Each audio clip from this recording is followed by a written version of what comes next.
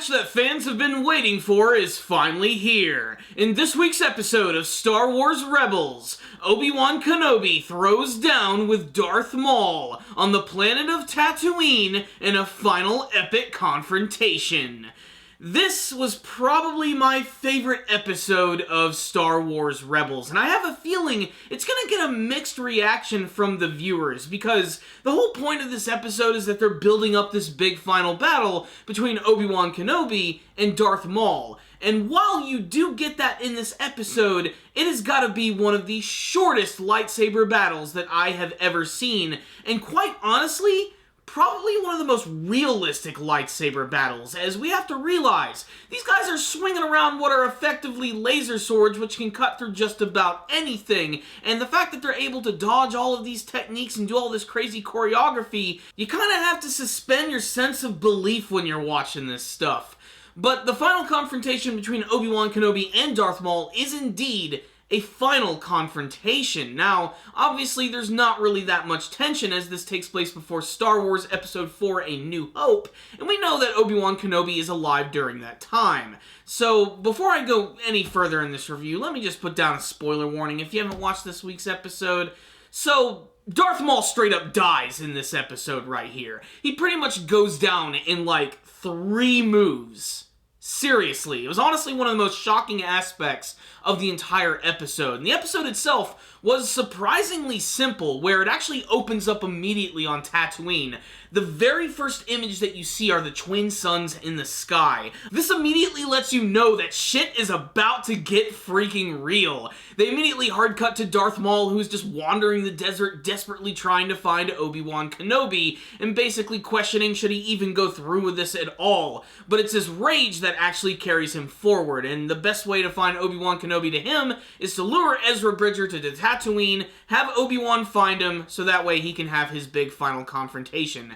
And that's pretty much exactly what happens, although Ezra, I think, deserves a pretty big punishment for not only stealing an A-Wing and going against the orders of his superiors, but having that A-Wing get destroyed by some Tusken Raiders, not to mention he could have easily been walking into his very own death. But eventually, after going through the desert with Chopper and nearly passing out, he is found by Obi-Wan Kenobi, and whoever is doing this guy's voice is doing a pretty great impression of Alec Guinness, I have to say, especially his overall mannerisms. I have nothing against Ewan McGregor. In fact, I think he was one of the better characters from the prequel trilogies of Star Wars films, but when I think of Obi-Wan Kenobi, I always think of the classic Alec Guinness version, and I'm glad that he was represented here. I also love that he feels like classic Obi-Wan. He feels like the wise mentor when he actually gives this talk to Ezra Bridger about making him think about what's really important to him, his family, and saving Lothal. And that's when Darth Maul appears and he forces Ezra to actually leave and not witness this battle. I also love that Obi-Wan is riding on a dewback, the classic giant lizards of Star Wars lore.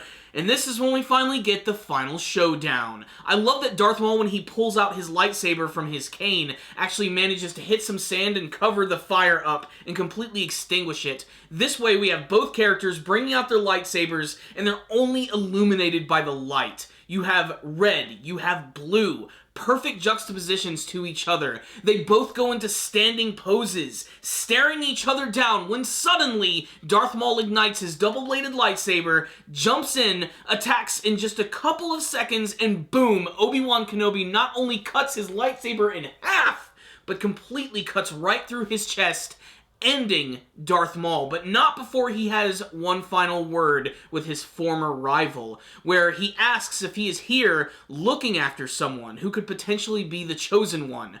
Obi-Wan, of course, lets him know that's what's going on, and Darth Maul is actually thankful for this, because he knows that this new hope is actually going to get revenge for all of them. And that's when Darth Maul dies on the planet of Tatooine. It was freaking epic. It wasn't the battle that I was expecting, but I'll be damned if it didn't leave my jaw on the floor, and the fact that they've actually decided to kill off Darth Maul, I'm not sure if that's a good or bad thing at this point, but I really think it feels complete at this moment. This is the reason Darth Maul was sort of resurrected in the Star Wars canon. It was all leading up to this moment, that big final attack on Obi-Wan, and clearly it shows that Obi-Wan has truly mastered his lightsaber skills.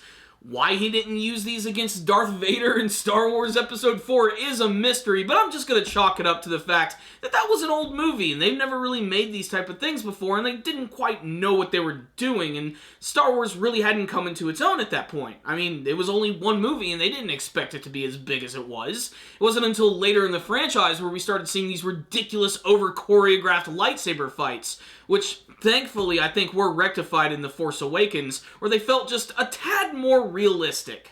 Ezra and Chopper returns to his friends. He doesn't seem to get scolded, which is kind of strange. And then we have one final scene, which honestly just felt epic in my opinion, where you have Obi-Wan Kenobi riding his dewback lizard through the desert when suddenly he arrives upon the home of Luke Skywalker. You can even hear his Aunt Beru calling for Luke. You get to see him running across the desert. It's completely obscured. It's all at sunset with that classic John Williams music playing. It just felt right. So what's the rundown on this week's episode of Star Wars Rebels? I liked this one a lot. I'm still sort of like processing it at the moment because as a hardcore Star Wars fan, it really appealed to my sense of wanting to see Obi-Wan and Darth Maul fight each other. Yes, I am slightly disappointed we didn't get a big, super epic fight, and I was actually kind of shocked when I was watching. I'm like, whoa, there's only a couple of minutes left. Are we just going to get battling for the rest of the episode? No, it practically ended in a second. It kind of reminded me of like an old samurai movie. Like, have you ever seen like Samurai 7 or something like that? Where basically two characters charge each other, they pull out their weapons, one swing later, someone is defeated. That's definitely the feeling that I get from it.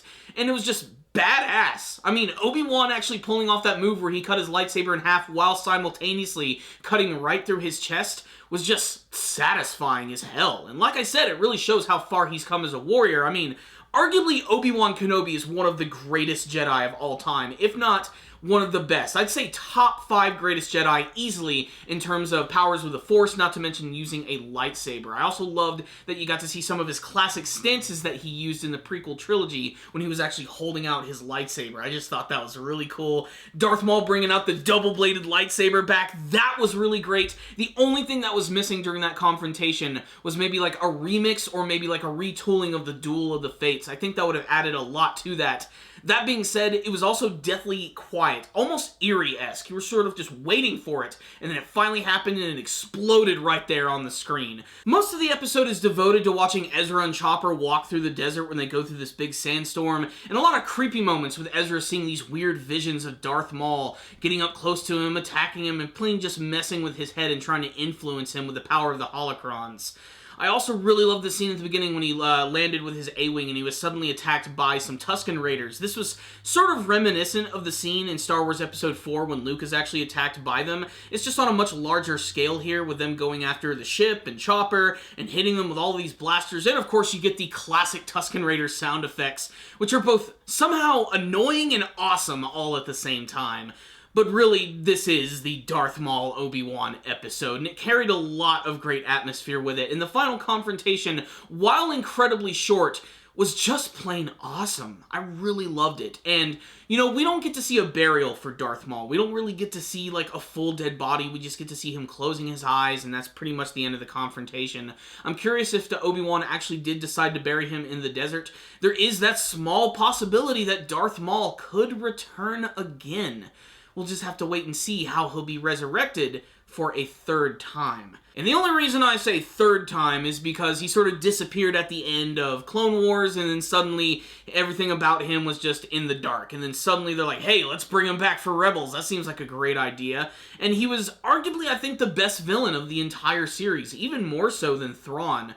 A lot of that doing with the fact that there's a lot more time spent with this character, especially if you watch Star Wars Clone Wars, but still, guys, this was a satisfying addition to the Star Wars universe. If you want to see the big final confrontation between Darth Maul and Obi-Wan Kenobi, then this is the episode for you. Like I said, I just had this great old-school Star Wars feeling from this. The voice actor who did the Alec Guinness impersonation did a great job, and that final confrontation, man, just, it looked so great, and the way the episode ended just felt so truly Star Wars, if you know what I mean. So the Force was strong with this week's episode. I'm giving this one a 5 out of 5. It certainly does sort of dick around a little bit in the first half of the episode, but I think it really pays off towards the end.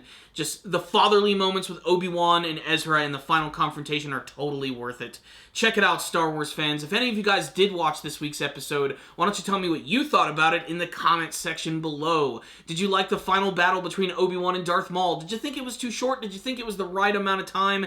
Did you think there was anything else from this episode that you really liked? How about the return of the dewback lizards? They're pretty cool. And what do you want to see from the rest of Star Wars Rebels? Make sure to tell me all your thoughts in the comments section below. Thank you guys for watching this review. Make sure to subscribe to the channel for all things Star Wars and anime review related. Please leave me a comment or two, as I would love to chat with you guys about this week's episode. And of course, if you liked this video, please give it a thumbs up. If you didn't like it, give it a thumbs down. I'll see you guys next time. And as always, may the Force be with you.